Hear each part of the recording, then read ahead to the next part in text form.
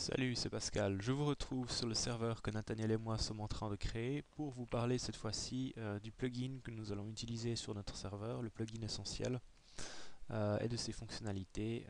Aujourd'hui, je vais me concentrer sur la possibilité qu'offre ce plugin de créer des panneaux de différents types, ce qui ajoute pour Nathaniel et moi, à notre avis, un intérêt particulier au jeu.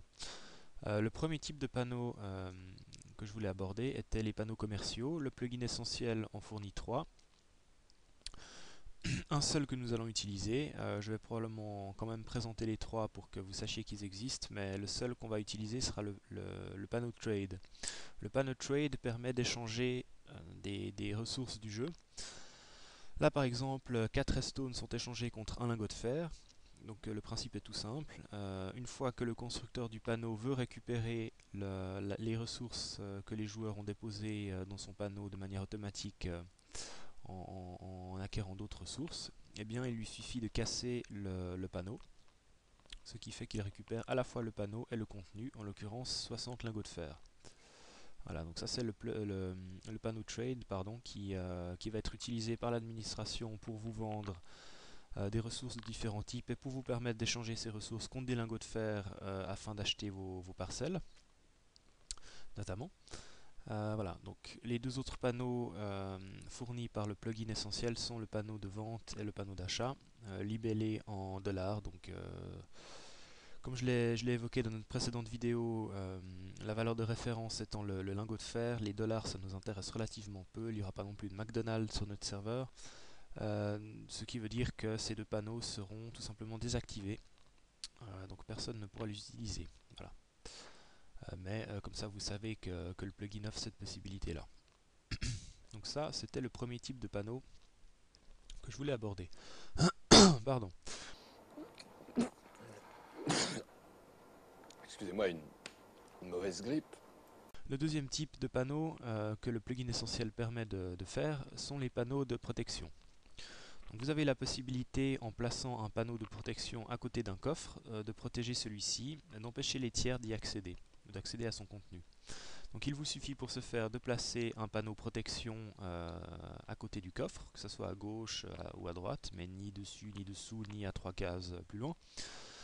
Il vous suffit d'écrire le mot protection entre crochets et votre nom d'utilisateur va immédiatement s'ajouter en bas du panneau, ce qui indique aux autres joueurs que le coffre adjacent vous appartient. Ça c'est la première manière de protéger un coffre. Vous avez une deuxième manière de faire qui est ce qu'on appelle, ou ce que j'ai appelé le partage en copropriété. Le panneau protection vous permet d'ajouter un ou deux noms d'utilisateurs comme copropriétaire du coffre. Donc ici par exemple j'ai rajouté Nathaniel comme copropriétaire de mon coffre, ce qui fait que Nathaniel et moi-même serons les deux seules personnes à pouvoir accéder au contenu du coffre.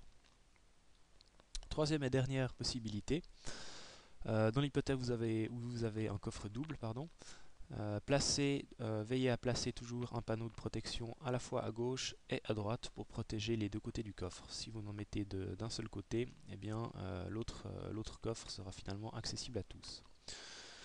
Voilà, donc ça c'était le deuxième aspect du plugin essentiel relativement au panneau que je voulais évoquer.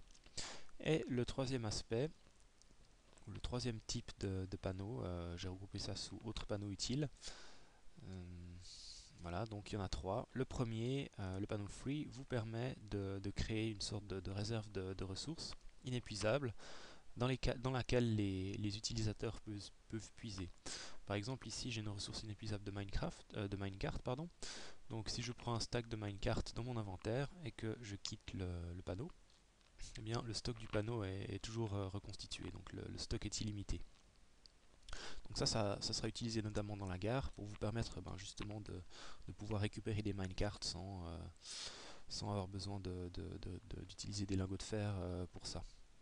Une fois que vous avez fini de jouer avec vos minecarts, ou avec n'importe quoi d'autre d'ailleurs, vous pouvez utiliser le panneau poubelle, comme je l'appelle. En fait, il s'appelle Disposal.